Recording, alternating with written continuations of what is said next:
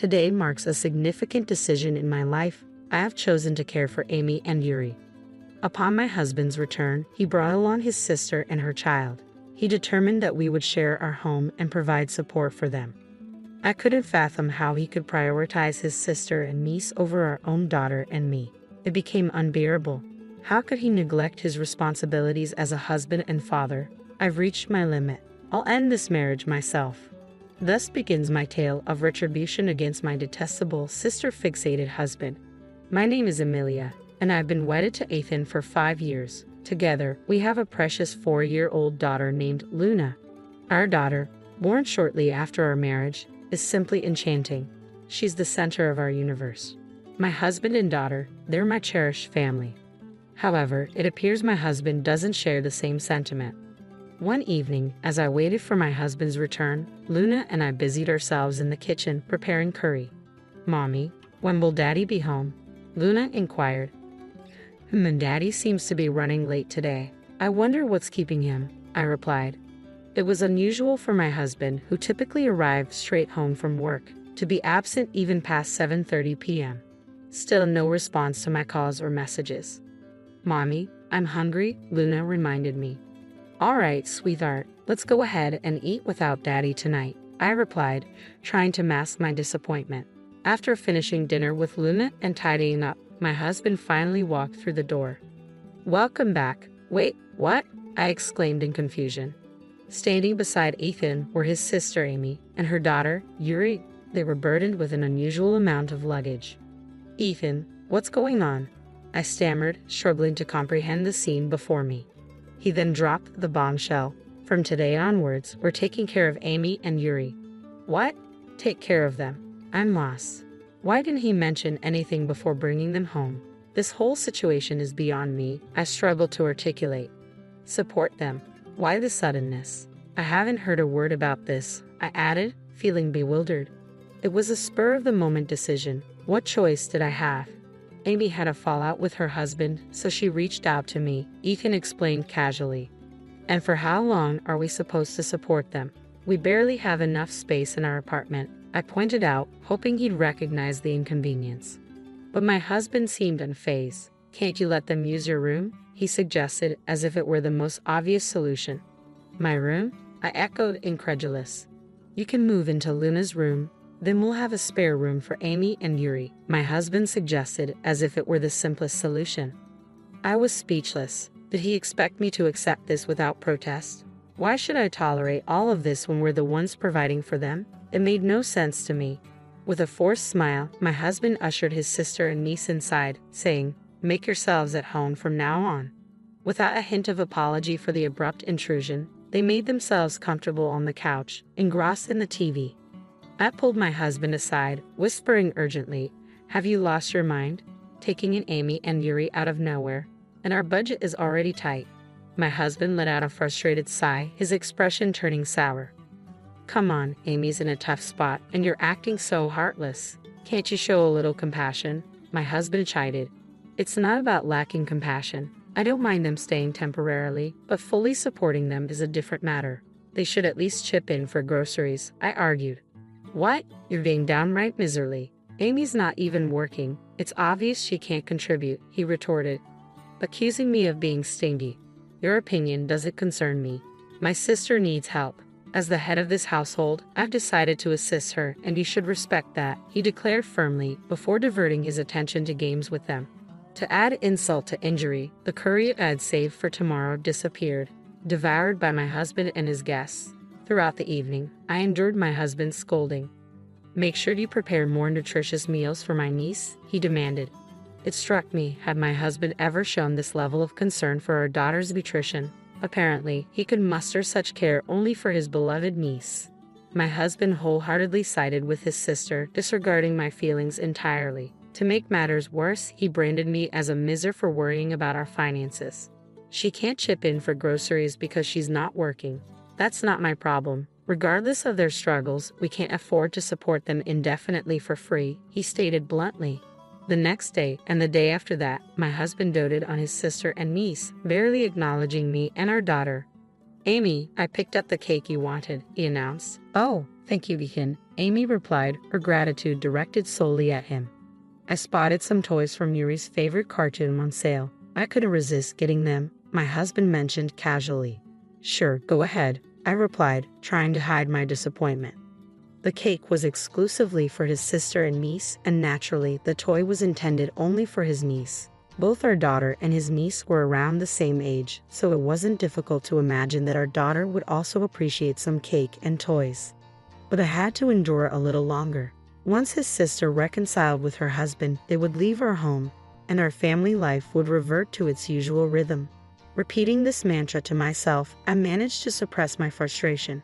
Then one day, my daughter approached me with a heart-wrenching question. Mom, does Dad like Yuri more than me? What? Why do you think that? I asked, taken aback. He seems to only pay attention to Yuri. He doesn't even respond when I talk to him, she explained tearfully. I was speechless, engulfed in a wave of sadness. Pulling her close, I held her tightly, unable to find the right words to console her. Don't worry, Luna. He's your dad, I reassured her, though inside, I knew the situation couldn't continue. A few days later, I confronted my husband about his behavior. Luna's feeling neglected. It's great that you love Yuri, but you need to make time for Luna as well, I urged. Fine. It's just so much effort, he grumbled. Effort? Our daughter is Luna, not Yuri, I reminded him.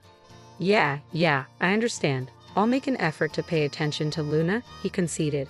Despite my efforts to communicate my daughter's feelings, nothing changed. I watched as my daughter gazed at my husband, who was joyfully engaged with our niece, her eyes filled with sorrow. It seemed futile to expect my sister-in-law to step in and care for our daughter in my husband's absence. They were always focused on Yuri. I was the sole source of attention for our daughter, yet she still seemed lonely.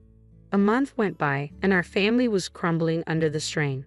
Financially, we were barely scraping by. Moreover, no matter how much I tidied, our apartment remained in disarray because my sister-in-law and niece never lifted a finger to help. Meanwhile, my husband continued to lavish attention on his sister and niece, neglecting both our daughter and me. I couldn't endure this any longer. I've had enough. This has gone too far. Can we please have a serious discussion about our future? I confronted my husband, my frustration boiling over. What's gotten into you all of a sudden? I've been saying the same thing repeatedly, haven't I? Life is becoming increasingly difficult, and what's your plan regarding Amy and her predicament? You're not suggesting we live like this indefinitely, are you? He retorted. What choice do we have? She's in the midst of a marital dispute, I explained. Then shouldn't she consider divorce or try to resolve things with her husband? It's been a month already. Luna and I are reaching our breaking point. Please take our feelings into consideration, I pleaded. I knew broaching this subject would upset Ethan, but I had to advocate for Luna and the future of our family. Luna adores you, you know, but when she sees her dad showering affection only on his niece, it's bound to hurt her. I prioritize Luna's feelings over my own, I expressed to my husband. Ethan's a father as well. He should understand how much Luna is hurting and adjust his behavior, I added, hoping for some empathy. But his response left me speechless. Amy is family, right? She's your family too. How can you say such cold things? You're heartless, he accused me. Heartless? Me? I was taken aback by his accusation. It's not that I dislike Amy and Yuri. I just want our situation to change. But Ethan made it seem like I was the villain in all of this. I always knew you were cold-hearted, Ethan accused. Amy's struggling, and Yuri misses her dad. I have to give them attention. You're there for Luna, so why can't you handle it? Whoa, hold on, I protested. I'm covering all the household expenses. Why should Luna and I suffer? My salary contributes to our family budget, you know. But Amy is my sister. That makes her your family too, yet you're always so distant, Ethan argued, laying the blame squarely on me. His cold gaze made it clear that his sister and niece took precedence over our daughter. Then he dropped a bombshell that left me stunned. Amy wants to stay here, so we'll be taking care of them from now on. We're responsible for everything: food, clothing, and shelter. In that moment, all my hopes shattered. I realized I was foolish to believe that talking would lead to understanding. Our old life was gone, irretrievably lost. I met Ethan's gaze squarely and uttered, "Fine, then let's get a divorce." Huh. My husband's expression morphed into one of disbelief. He seemed utterly perplexed by my declaration. After a tense silence, he stared at me incredulously. Divorce? What on earth are you suddenly talking about? You're joking, right? Do you honestly believe I'd joke about something like this? If you're going to dismiss mine and Luna's feelings, then I won't prioritize yours either. I'm going to make the best decision for Luna and ensure our happiness, I affirmed, resolute in my stance. He probably never anticipated me raising the topic of divorce. His disbelief was palpable as he scoffed, talking about divorce.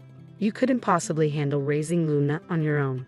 Sure, single parenting is challenging, but it's far better than enduring this. If you're serious, then go ahead and file for divorce. I'll even sign the papers. But remember, if you have a change of heart later and decide you don't want a divorce, it'll be too late, I asserted firmly. Do you really think I'd back down? I produced the papers I'd prepared earlier and handed them, along with a pen, to him.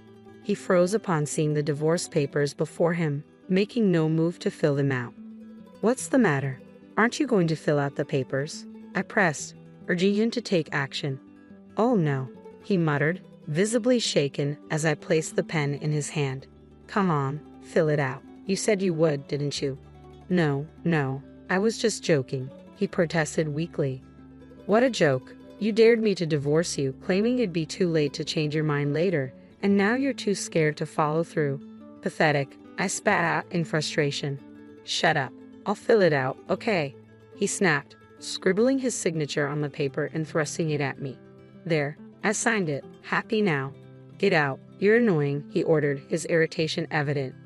I remained composed as I countered, No, you're the one who's leaving. What? Huh? What do you mean?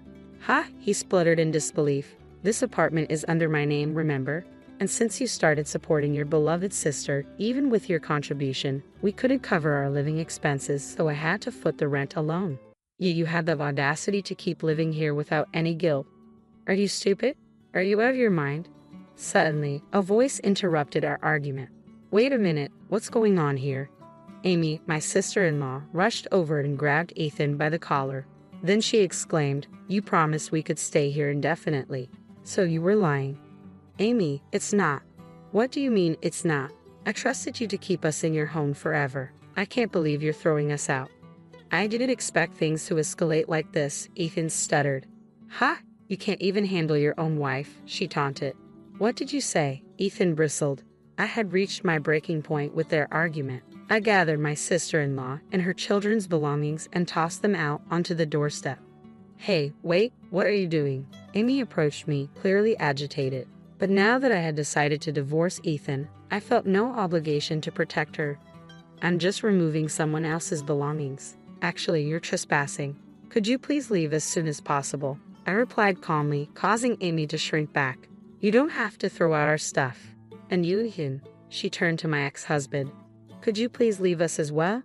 I have no need for either of you anymore, I stated firmly. What kind of thing is that to say to your husband? Ethan protested. You're not my husband anymore. You're my ex-husband, I stated firmly. I never realized you could be so heartless, Ethan muttered in disbelief. Well, that's your problem now. You've crossed the line. If you think your sister and her child are more important than our own, then why don't the three of you happily live together? I retorted. Where are we supposed to go if we leave here? Are you seriously kicking us out? Ethan protested. I don't care. Do whatever you want. Now, get out. I'll call the cops if you don't, I declared, my patience wearing thin. Once I confirmed that Ethan and his sister's family had reluctantly left, I shut the door behind them. It was unlikely I'd see them again. Glancing around the room, I noticed my daughter, Luna, staring at me with a puzzled expression. Mama, where's Daddy gone? She asked innocently. I'm sorry, Luna. Do you think it's okay if it's just Mama and you from now on? I inquired gently. Luna hesitated for a moment, her expression thoughtful, but then her smile returned. I'll be okay as long as Mama's here. I'm fine as long as I'm with you, she reassured me.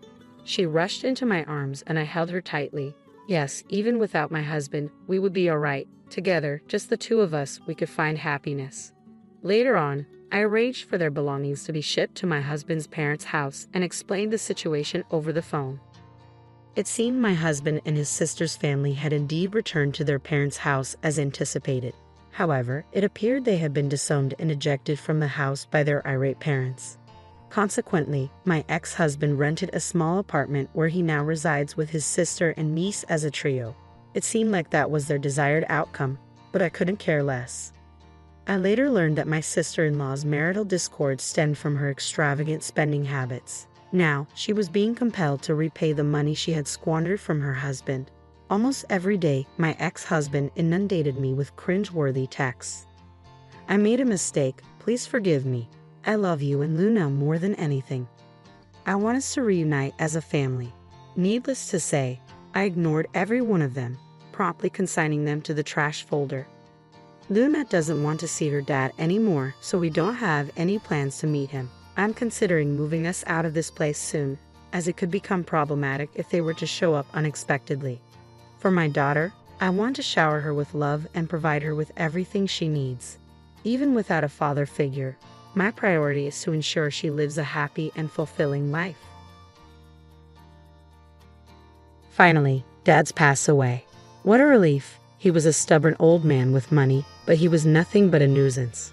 On the day of the funeral, Alex's expression was more of a smirk than sadness. "How can you say that?" he scoffed. "You had debts that Dad took care of." "Shut up. He wouldn't die and kept racking up hospital bills. Now I can finally use his money as I see fit." "How dare you? You've been living off Dad all this time. Say what you want. You're on your own now. You're useless. Just leave." "Brother-in-law, how could you?" William chimed in, scolding Alex. Meanwhile, their sister-in-law, who was also present, laughed dismissively and said, "Marriage doesn't make you family.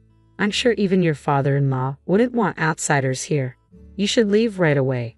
Her words shattered something inside me. To insult my father and deny our bond, these people are truly vile. There was no point in arguing further. The last thing I wanted was to disrupt my father's funeral. I fought to keep my anger in check and resigned myself to the situation. I could barely manage to say a few words before I chose to bid my final farewell to my father and leave. I promised myself never to associate with these people again. My name is Lily. I work as a nurse at a children's hospital. I married William, a radiologic technologist I met through work a few years ago. Our on-call schedules make it difficult to find time for just the two of us, but we treasure the moments we do have together.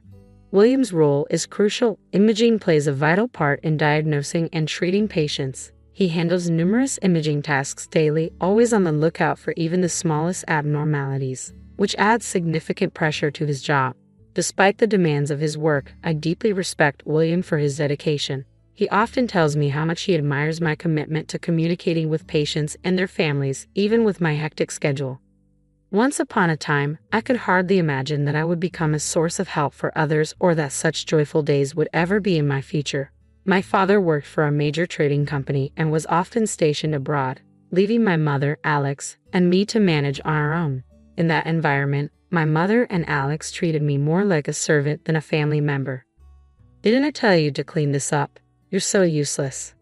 Hey Lily, get me some juice. You've got a minute."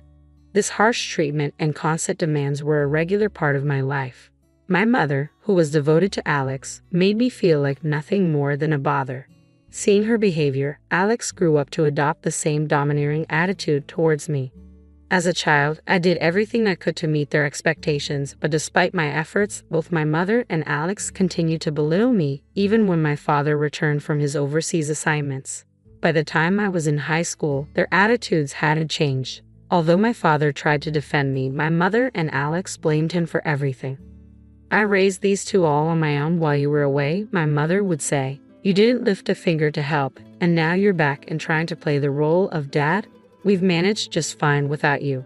Don't come in here acting all high and mighty." Despite my father's attempts to argue with them, no resolution was reached. Eventually, their anger shifted from him to me. Watching this, my father felt powerless to confront my mother and Alex, fearing it would only make things worse for me. Despite his presence, he was filled with regret for not being able to change their attitudes and tearfully apologized to me. "I'm sorry, but just having my father there saved me from being treated like I was useless and a nuisance by my mother and Alex. I felt as though I were lost in a dark tunnel, unsure of my own worth." Then my father told me, "Lily, you're not useless. You're not a nuisance. You're part of our family, and you're a good person who belongs here." Those words were enough to keep my spirits up, even when my mother and Alex continued to belittle and order me around. Knowing that my father was there to support me kept my heart from darkening. When it came time for me to graduate high school, my mother insisted that I start working immediately, forbidding me from attending college. Meanwhile, Alex, who barely studied, was allowed to go to a private university and waste his time. Despite this, my father refused to stay silent. He asked me what I wanted for my future and assured me that I could make my own choices. His support gave me hope and a sense of direction for my own path. After years of being at the beck and call of my mother and Alex, I had never really considered my own future.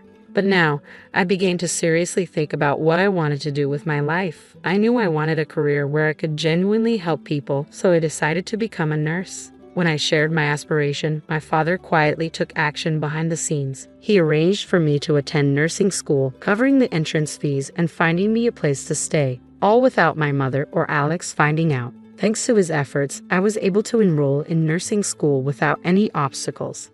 Since then, I only returned home when my mother passed away. Throughout nursing school and beyond, I stayed in touch with my father. When I landed my first job, passed my national exams, started dating William, and eventually decided to get married, my father was overjoyed. He celebrated these milestones as if they were his own achievements. Meanwhile, I worried about him being alone at home, but he always reassured me, saying, "I'm fine," and dismissed any concerns I raised. My father, who had always been stoic and never showed signs of weakness, mentioned during a phone call that he was feeling some discomfort in his midsection. Although he downplayed it as just a minor pain, I had a feeling he was underestimating the issue. I suggested he visit the hospital for a checkup. A few days later, he called to say that his endoscopy had shown no issues. I felt a sense of relief, but my husband, William, was not entirely convinced. He pointed out that an endoscopy might not detect all problems and recommended a cancer screening as a precaution. I passed on William's suggestion to my father and urged him to follow through. The results of the cancer screening were a devastating blow.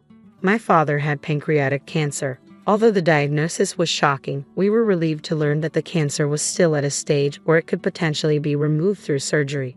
My father was soon admitted for the operation. The news initially cast me into a dark place, but fortunately, the surgery was successful. When William and I visited him in the hospital, despite his evident fatigue, he greeted us with a warm smile. Just as I began to feel a bit of relief seeing my father looking better than expected, the door to his room flew open. Alex and a woman entered abruptly. Alex gave us a brief, dismissive glance before striding into the room with little regard for our presence. "Get out," he said, gesturing toward the door as if we were obstructing him. The woman with him, whom I quickly recognized as Grace, Alex's new wife, was also signaling for us to leave. From what my father had told me about Alex's marriage, I knew this had to be his wife. "Can't you wait a moment? We just got here," I protested, but Alex merely smirked at me, his expression dripping with disdain. "As if talking to Dad will make any difference." "I understand, but I've hardly had a chance to speak with him," I replied, trying to keep my voice calm. "Brother-in-law, please give us a bit more time," my husband pleaded with Alex. But Alex shot back bluntly. "So you're the one who married Lily, huh? I don't care if you're a radiology tech or whatever. Without doctors, nurses, and techs, none of you matter. So don't get all high and mighty." He smirked with a self-satisfied sneer. And before we could even rise from our seats, he turned to our father and began speaking with startling disregard. "Dad, I've gotten myself into debt again. I need your help." "What?" I gasped in shock at Alex's words. Instead of showing any concern for our father's condition, he was suddenly talking about money and suggesting that our father had previously covered his debts. "Alex, you need to take responsibility for your own debts. Do you even grasp what Dad is going through right now?" "Shut up. I'm making Dad pay for his past mistakes. He neglected us when we were kids. He can't just buy forgiveness with money." "What?" I was stunned by Alex's despicable behavior. His words left me speechless, and I knew I had to intervene. I was the only one who could stop him. As I struggled to find the right words to respond, my sister-in-law, standing next to Alex, shot me a puzzled look. "Don't act so superior just because you're married. You're in the way, so just go home." I couldn't hold back any longer and snapped at my sister-in-law's words. "That's enough," I shouted, forgetting that we were in a hospital room. "Lily, stop," William quickly intervened, and I was momentarily taken aback. My father then quietly said, "Lily, you should go home for today," offering us a weak smile. "Thank you for coming. You can visit again another day." At my father's words, Alex and his wife looked smug and victorious. I felt a gnawing unease about leaving my father alone with them. Despite feeling guilty for my outbursts in the hospital room, I knew I couldn't continue the argument and reluctantly left. Over the next few days, I anxiously worried about my father and the tension between him and Alex. Then one day, my father developed complications. The shock of his deteriorating condition was immense. His physical and mental strength waned as he struggled to eat properly, and despite the attending physician's best efforts, he passed away a few weeks later. The grief was overwhelming, but I had no time to dwell on it. Alex and his wife were entirely unhelpful, so William and I had to handle all the funeral arrangements ourselves. On the day of the funeral, as I greeted the attendees and waited for the service to begin, Alex displayed an appalling lack of respect for the occasion. He grinned broadly and said, "I'm so relieved Dad is finally gone. He was so stubborn and only cared about money. What a nuisance." "What?" I was stunned. "Dad took on your debts and you're still speaking ill of him." "Shut up," Alex snapped. "His medical bills were overwhelming, and now I can finally access his money as I see fit." "How can you be so callous?" I demanded. "After everything Dad did for you, you still criticize him. Say what you want, but no one's on your side anymore. Just get lost." I couldn't believe my own brother-in-law's behavior.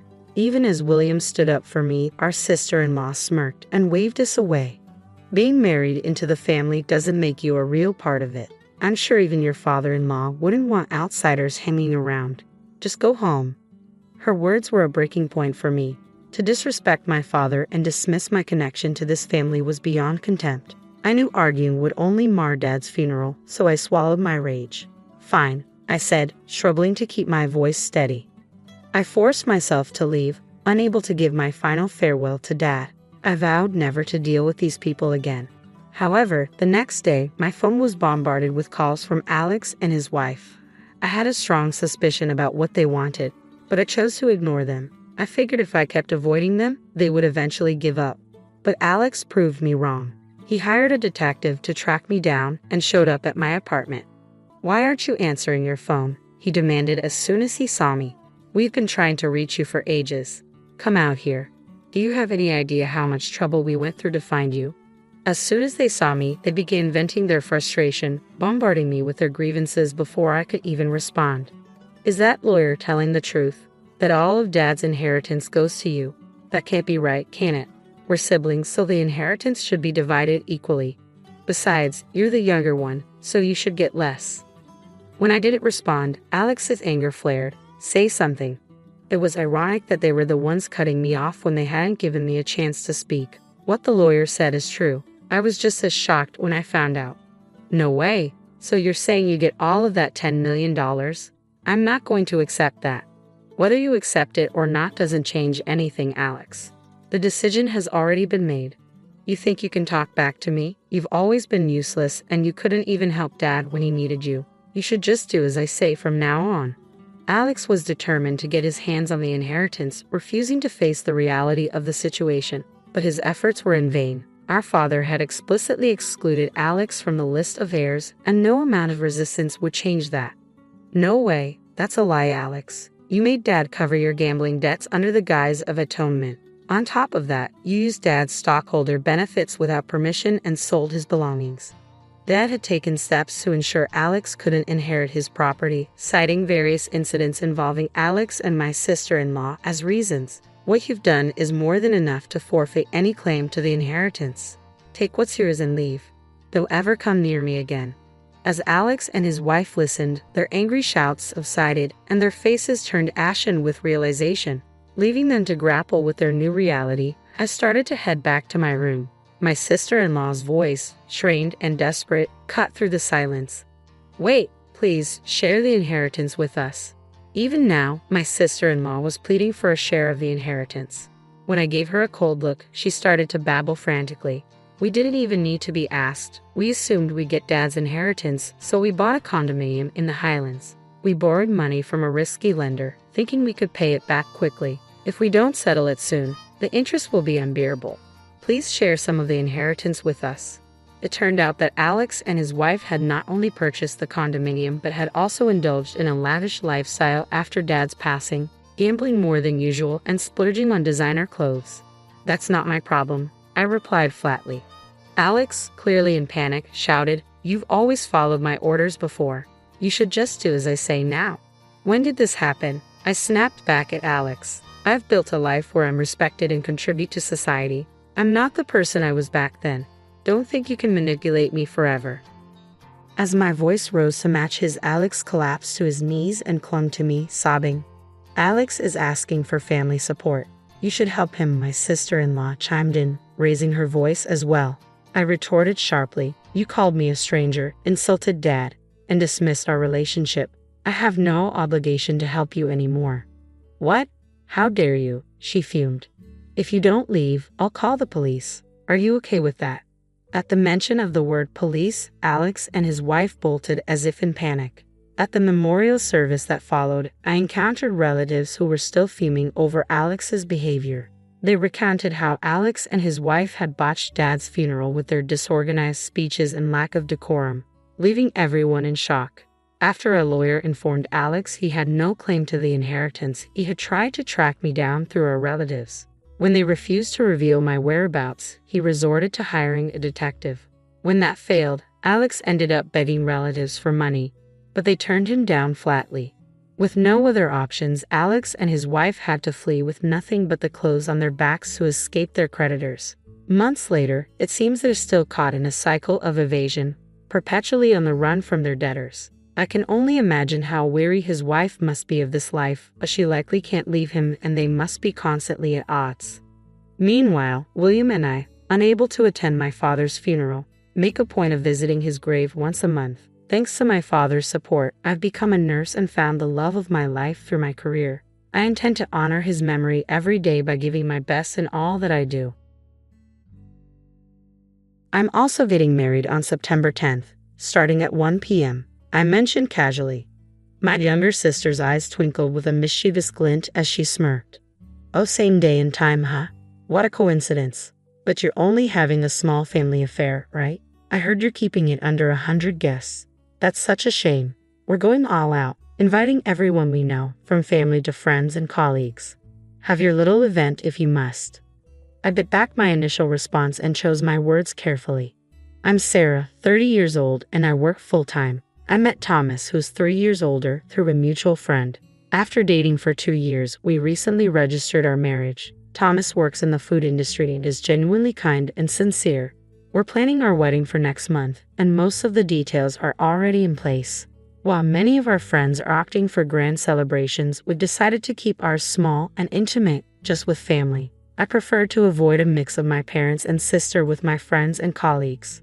My parents have always favored my sister Melanie, who is 3 years younger and undeniably more attractive, something I can admit objectively.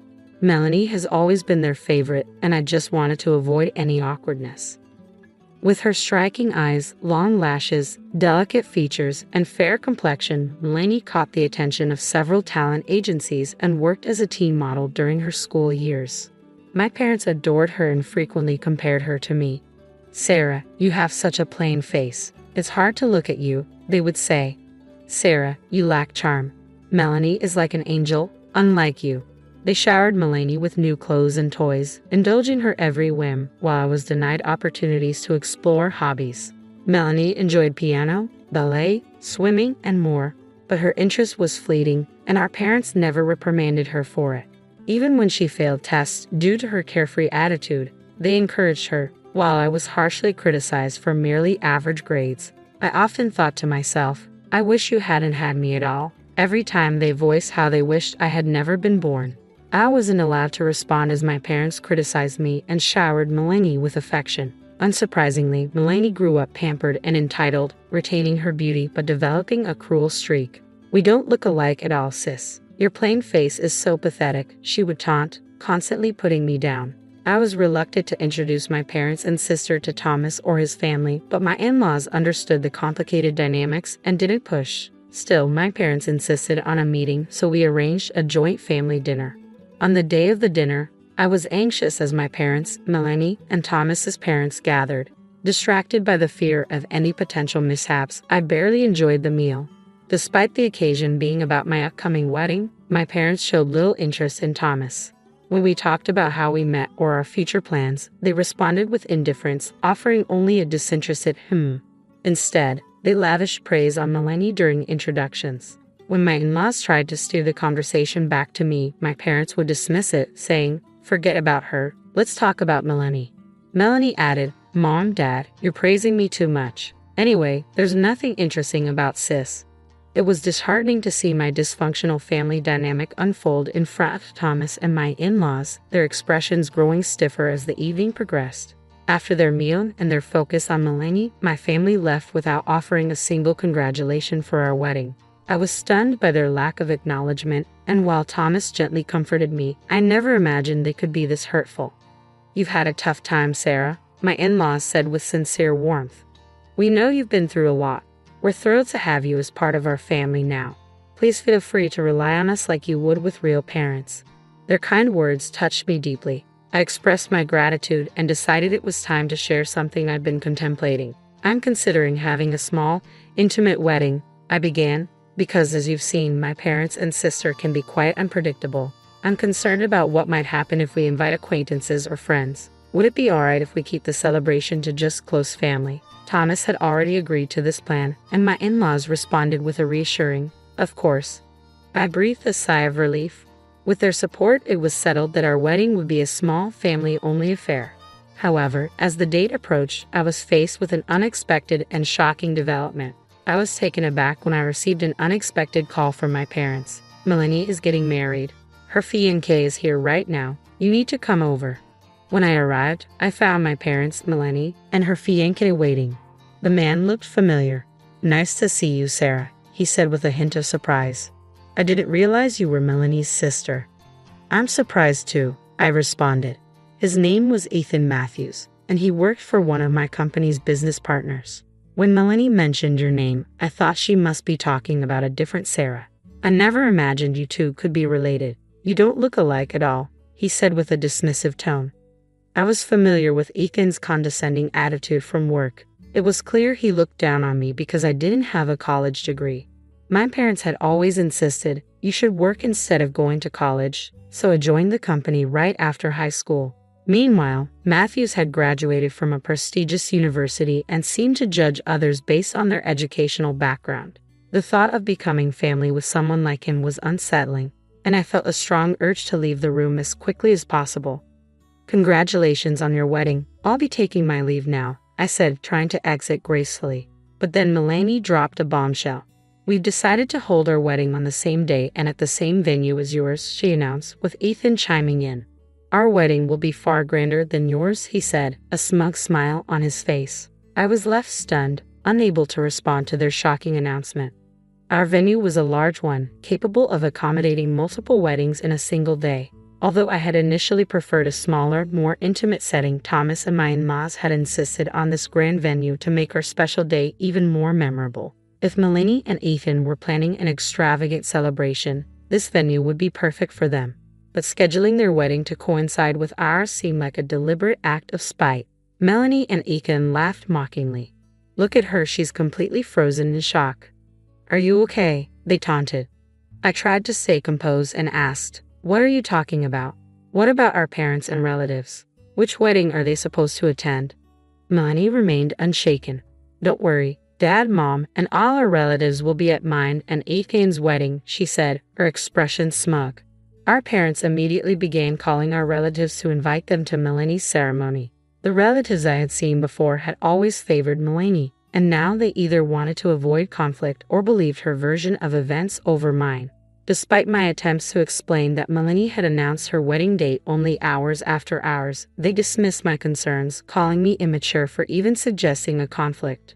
Seeing the smug expressions on my parents', Melanie's, and Ethan's faces, I sighed in resignation and said, "All right, fine." I left the house, and no one came to see me out. As I closed the door, I could hear their mocking laughter echoing behind me. Back home, I apologized to Thomas and my in-laws for not being able to invite anyone from my side to our intimate wedding, even though I had initially suggested a small guest list. They were understanding and even suggested that with fewer guests, we could make the ceremony more elaborate. I was genuinely appreciative of their support. The wedding day arrived, and as I walked through the lobby, I encountered some of Melanie's relatives heading to her reception. I overheard them whispering, "Sarah is such a nasty woman compared to Melanie. She's so plain." I tried to ignore their remarks, focusing instead on making our day as special as possible. Our ceremony went wonderfully. Thomas's talented relatives put on a series of performances that filled the venue with joy and created a truly festive atmosphere. In the midst of our celebration, a commotion erupted as Melanie, Ethan, my parents, and Ethan's parents barged into our wedding. "Melanie, what's going on?" I asked, bewildered. Melanie abruptly shouted, "Everyone from Ethan's office is missing today. You must have done something." In reality, Melanie and Ethan's reception hall was nearly empty, with many seats unfilled, causing a heated confrontation between my parents and Ethan's parents. My parents angrily criticized them. "What a disgrace." Ethan's parents, taken aback and upset by the unwarranted blame, were in a foul mood. Panicked, Melanie falsely claimed to Ethan's parents that our weddings had been deliberately scheduled to overlap due to our strained relationship, leading her to storm into my ceremony, accusing me of sabotage. My wedding was a disaster, and yet Sarah's is full of joy. It's infuriating. Melanie exclaimed, her frustration evident. "Melanie, please calm down," I pleaded, trying to de-escalate the situation. But Melanie ignored me and took to the microphone, shouting, "Attention, everyone. My sister Sarah is the worst person in the world. She's been bullying me since we were children." I rushed to intervene. "Melanie, stop this." But she ignored me and continued her tirade. "I look so much better in a wedding dress than she does. She's always been jealous of my beauty, and she's just a gloomy, depressing person," Melanie continued, making unfounded claims. Ethan chimed in, supporting her. "That's right. Sarah is just a high school graduate and completely useless," he said. He went on, "That's why hiring high school graduates is a mistake. I graduated from a top university and am extremely talented. I'm even friends with the CEO, so a promotion is a sure thing." Ethan continued to boast about his achievements, adding to the tension. However, when Ethan saw my father-in-law seated at the groom's family table, his face went white. Having been so confident in his boasting and disparaging comments about me, he now trembled in fear. "Why is the CEO here?" he stammered in disbelief. "Matthews, I'm very disappointed in you," my father-in-law said, his voice filled with anger.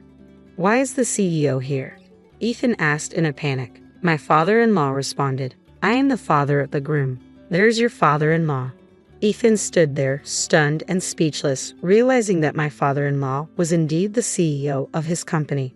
The reception venues for our weddings were adjacent, and before our ceremony began, I had overheard Ethan's guests discussing how the wedding dates and times had been intentionally overlapped. Upon learning the truth, Ethan's guests had been so frightened by the CEO's anger that they had fled the scene.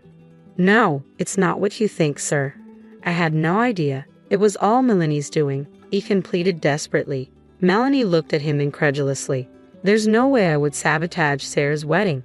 She's an important client's employee.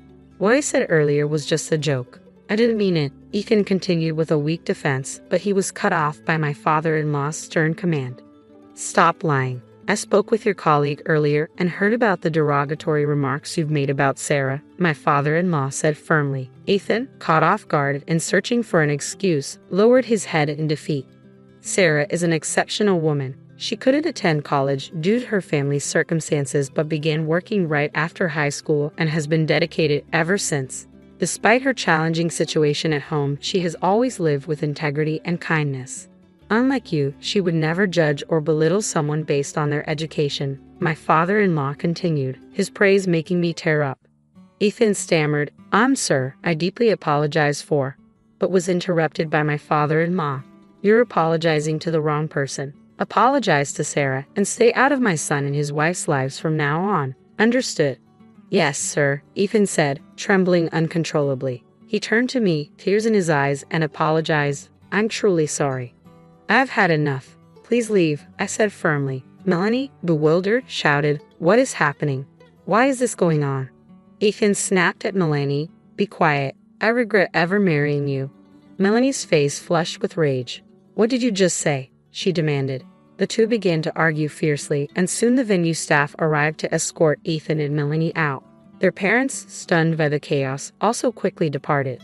With the disturbance gone, the remaining guests and I shook off the shock and continued the celebration. The reception resumed with a renewed energy and turned out to be an incredible event. I thanked my father-in-law, saying, "Father, I was deeply touched by what you said earlier. Thank you so much." He smiled warmly and replied, "I'm sorry for my subordinate's behavior. Thank you, Sarah, for marrying my son. If you ever find yourself in trouble, don't hesitate to reach out." Although Ethan was clearly anxious about facing consequences for his actions, the situation wasn't work-related, so he wasn't demoted. However, his attempts to ingratiate himself with my father-in-law in hopes of career advancement backfired spectacularly when his true character was revealed. Unable to repair his damaged reputation, Ethan could only discuss work-related matters with my father-in-law and was demoted to a lower position within the company. His previous behavior of boasting about being the boss's favorite had led to his isolation. Even his colleagues and subordinates began to avoid him, unwilling to make eye contact. By the end of the day, Ethan was likely just another employee to my father-in-law, especially since he hadn't even known who his son was marrying. News of Ethan's misdeeds quickly spread throughout the company, diminishing his comfort at work. He began to blame Melanie for everything and became violent towards her. Melanie responded by suing Ethan for domestic violence, while Ethan's parents filed a lawsuit against Melanie for ruining the wedding. The situation spiraled into a chaotic divorce drama. Melanie was distraught over Ethan's violence and the lawsuit from his parents, while Ethan and his parents claimed that Melanie and her family had interfered with Ethan's career and ruined the wedding. Both sides hired lawyers and prepared for a legal battle, but they were so fixated on their own narratives that they ignored any inconvenient truths. As the conflict dragged on, Melanie quickly depleted her funds due to wedding expenses and legal fees, making life increasingly difficult after the divorce. She had to move back in with her parents who had once pampered her but now treated her with disdain, labeling her as the disgrace of the family. Although I tried to distance myself, Melanie persistently called and emailed me, detailing her hardships. Despite my efforts to ignore her, I was inundated with hundreds of missed calls and unread emails. I blocked her abusive messages and pleas for money without responding. Soon, my parents began contacting me as well, begging for financial help. Their requests were relentless and annoying, though I couldn't tell if they were trying to cover their own wedding-related expenses or hoping to sway me with their pleas. The volume of their communication grew, becoming a significant nuisance. I blocked their calls and emails too. I anticipated they might visit in person, but they clearly lacked the funds for transportation. Ethan's parents, who should have been practically strangers to me, began persistently asking me to mediate with my father-in-law. They even tried to follow me home recently. I reported their behavior immediately, but they always fled whenever the police arrived. Their attempts to stake out my home became more frequent, prompting more police reports and increased patrols. For now, things have calmed down. In the meantime, I'm creating a loving home with my kind mother-in-law and father-in-law, who I now think of as my true family. I'm experiencing the genuine warmth of a family environment, something I had only heard about before. Here, there's no trace of the daughter-in-law bullying I had previously endured, and I'm discovering what it truly means to have a supportive and affectionate family. My name is Laura. 6 months ago, I married my high school sweetheart, Matt. We've known each other since childhood, so I've always been close to his family, which made the wedding process incredibly smooth. We share many mutual friends, turning our wedding into a joyous celebration filled with well-wishers. I promised to stand by Matt for the rest of our lives. A few months after we got married, I discovered I was pregnant. I was over the moon, and the blessings kept coming. Matt's mom was incredibly supportive, helping us out almost every day. Since we got married, we've been living with Matt's parents. As an only child, Matt was raised with a lot of love and care, so living with his parents after our wedding felt like the natural choice. I had no qualms about it and agreed immediately. From the day after our wedding, I enjoyed doing household chores with my mother-in-law, and we would chat about all sorts of things. When I announced my pregnancy, she cried tears of joy, celebrating as if it were her own good news. Whenever I tried to do anything around the house, she'd say, "Don't worry, Laura, I've got this," and take over. I'd reassure her, "I'm feeling fine today, really," but she'd insist, "You have to think of the baby first. Rest up," and stop me from doing anything. While I appreciated her concern, it reached a point where I was bored out of my mind. I had been working part-time, but I quit my job as soon as I found out I was pregnant, on the advice of both my mother-in-law and Matt. With nothing to do at home, I was going stir-crazy. I feel like moving around a bit. Can I go shopping? Need anything?" I'd ask, hoping for some freedom. But she'd firmly respond, "Absolutely not. You're not even in your second trimester yet. You need to rest," and wouldn't let me leave the house. I understood her concern, but it felt suffocating. She had a miscarriage before having Matt because she continued working, so she was worried I'd face the same fate. "If you're not careful, you'll end up in the hospital like I did," she'd warned me. Not wanting to create tension, I decided to take it easy until my second trimester. Once I reached that milestone, she started allowing me short walks. Matt and I would go out on his days off, buying snacks from a local store and having little picnics. Sometimes I'd go for a walk with my mother-in-law while shopping. She even started cooking with me again. I realized she was just deeply concerned for me during the early stages of my pregnancy. At 38 weeks, my water broke while I was climbing the stairs at home. With Matt and my father-in-law at work, my mother-in-law quickly drove me to the hospital. Matt had already coordinated everything with the hospital, so by the time our baby Brian was born, he was right there with us. Matt was the first to hold Brian. "Oh, he's so adorable," he said, his eyes welling up with tears as he lovingly gazed at our newborn. Seeing him so emotional made me tear up too. "Thank you, Laura. I'm so happy right now," Matt said, smiling at me, and I couldn't help but cry. "May I come in?" My mother-in-law, who had kindly stepped out of the room, peeked her head in. "Go ahead and hold him, Mom. He's really cute," Matt said, handing Brian over to her. I felt a bit awkward. My mother-in-law had been incredibly supportive and was eagerly awaiting her grandchild. What would she say now that Brian was here? The thought made me anxious. "Thanks to you, we were able to have Brian safely. Thank you so much," I said to her, grateful for all her support. But her response was unexpected. "He doesn't look like him." "What?" I asked, unsure if I heard her correctly. "What do you mean? He doesn't look like Matt. Are you sure he's Matt's child?" What was she talking about? This should have been a happy moment, but my heart started racing uncontrollably. "What are you saying?" Matt immediately confronted her, but she continued without apologizing. "Look at Matt's baby pictures. Brian doesn't resemble him at all," she said, showing us a baby picture of Matt on her phone. "Well, they don't have to look exactly alike," I started to say, but before I could finish, she stormed out of the room, exclaiming, "I can't deal with a child whose parentage is in question." "Hey, Mom," Matt said, following her out and leaving me alone. I looked at Brian's face and started to cry. He looked so much like Matt, especially around the eyes and ears. Matt never returned to the room and only texted me to say he was going home with his mom. I was stunned by his behavior but too exhausted to confront him. A few days later, on the day of my discharge, Matt came to pick me up but seemed distant. "What's wrong? We get to live together starting today," I said, trying to lift the mood, but he didn't seem happy. "Mom's still upset." "Try not to provoke her," he said. I had just given birth and was mentally and physically drained. Why did I have to be considerate of her on the day I was discharged? I didn't say anything and the ride home was silent. The tension didn't ease even after we got home. As soon as I walked in, my mother-in-law greeted me with sarcasm, saying, "Oh, you're back." My father-in-law avoided eye contact and my mother-in-law continued with snide remarks. "I've told you many times, this child is Matt's. His name is Brian. Won't you please love him?" I pleaded, but she ignored me completely. "Say something, Matt," I cried out, but he responded coldly, "It's true. He doesn't look like me." At that moment, my tears dried up. Matt, who should have supported me, had abandoned me. Looking back, I wish Matt had stood up to his mother, but instead, he sided with her. I felt hollow and resigned myself to the idea that my mother-in-law might never love Brian. Matt wasn't helping with childcare either, which only added to my stress. "Can you feed him formula while I take a shower?" I asked. Matt replied, "I've been working all day. Why should I lose sleep over a child who might not even be mine?" I couldn't believe this was happening.